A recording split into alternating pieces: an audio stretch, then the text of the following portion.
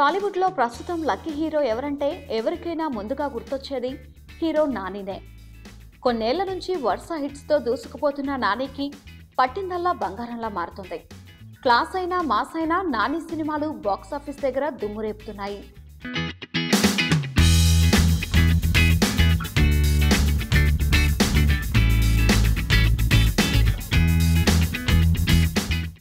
రీసెంట్గా రిలీజ్ అయిన నాని నయా మూవీ నిన్ను కోరి సైతం 25 కోట్లకు పైగా వసూళ్లు సాధించి నేచురల్ స్టార్ ఇమేజ్ను బాగా పెంచింది.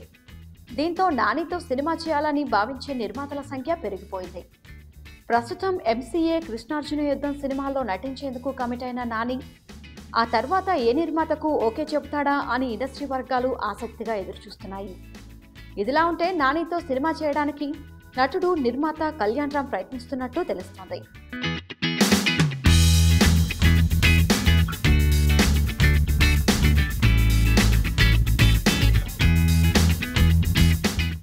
రవితేజతో కిక్ 2 సినిమాను రూపొందించిన కళ్యాణ్ రామ్ తాను ఇతర హీరోలతోనూ సినిమాలు నిర్మిస్తాననే సంకేతాలిచ్చాడు. ప్రస్తుతం ఎన్టీఆర్తో జైల్ అవకాశ సినిమాను రూపొందిస్తున్న కళ్యాణ్ రామ్ ఈ సినిమా రిలీజ్ అయిన తర్వాత నాని హీరోగా తన సొంత బ్యానర్లో ఓ సినిమాను రూపొందించే అవకాశం ఉందని వార్తలు వినిపిస్తున్నాయి. ఇందుకు సంబంధించి కళ్యాణ్ రామ్ నానికి అడ్వాన్స్ కూడా ఇచ్చాడని సమాచారం.